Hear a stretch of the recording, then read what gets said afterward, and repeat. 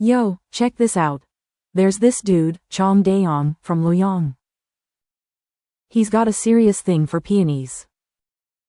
Word on the street is, the peonies in Kaohsiung are the best in all of Shandong, so naturally, Chang's all excited to see them. Lucky for him, some business takes him to Kaohsiung, and he ends up staying at this rich official's estate, which just so happens to have a huge garden. But it's only February, and the peonies haven't bloomed yet, just tiny little buds. Chang, being the flower fanatic he is, spends his days pacing around the garden, staring at the buds like he can make them bloom faster with his sheer will. He even writes 100 poems about how much he misses the peonies. Yeah, that's how into it he is. As the days go by, the peonies start to bud, but here's the problem: Chang's running out of money. He's pawned off his spring clothes just to keep staying near the garden, completely forgetting about heading back home. Dude's got full-on peony fever. Then one early morning, Chang's wandering around the garden when he spots a stunning lady and an old woman strolling through the flowers. The lady is dressed in the finest clothes, dripping in elegance. Chang can't believe his eyes. He thinks, no way, she's just some rich girl. She's gotta be a goddess or something. He hides, watching her from a distance, too nervous to approach. Days go by, and Chang's obsession with the mysterious lady only grows stronger. He keeps sneaking back to the garden, hoping for another glimpse. One day, his luck turns. He runs into the lady and her elderly companion again. This time, he can't hold back. He drops to his knees and blurts out, "You must be a goddess." The old woman, clearly not impressed, scolds him, "You fool. Get out of here before we report you." But the lady just smiles and says, "Let's go," and they vanish into the garden, leaving Chang in a daze. That night, Chang tosses and turns, filled with regret and excitement. He wonders if he'll ever see the lady again. He's completely consumed by thoughts of her, unable to focus on anything else. Then, in the middle of the night, something strange happens. The old woman from before sneaks into Chang's room. Holding a cup, she looks at him, dead serious, and says, "Lady Gejin has prepared this poison for you.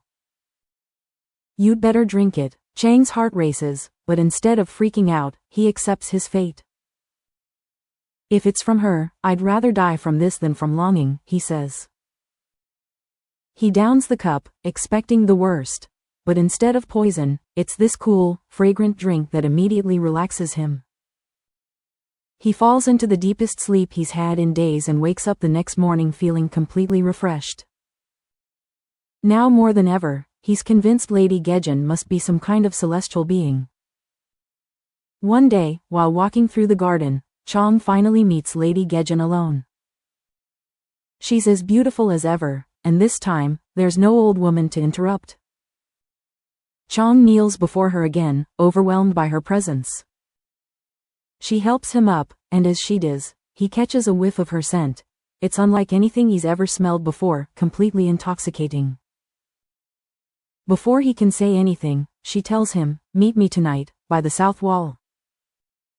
Bring a ladder." That night, Chang sneaks over with a ladder, climbs the wall, and finds the house with red windows just as she described. He can hear the sound of people playing chess inside but hesitates to go in. After waiting a while, he leaves, but he returns night after night, hoping to find her again. Finally, one night, he sees the lady sitting alone, deep in thought. She's startled when she sees him but doesn't push him away. Chang, overwhelmed with emotion, takes her hand, and she gently pulls him closer. Just as things are about to get intimate, they hear voices outside. Lady Gejin panics and tells him to hide under the bed. Moments later, a woman named Yuban enters, laughing and teasing Lady Gejin about having a man in the room. Gejin tries to brush her off, but Yuban insists on playing chess. Reluctantly, Gejin leaves with her, leaving Chang hiding under the bed, seething with frustration. When the coast is clear, Chang searches the room for a keepsake, something to remind him of Lady Gejin. He finds a crystal scepter tied with a purple scarf and takes it with him as a token of their love. He's completely head over heels for her now, but deep down, he knows something is different about her, something magical. Over the next few weeks, Lady Gejin continues to visit Chang, and they grow closer.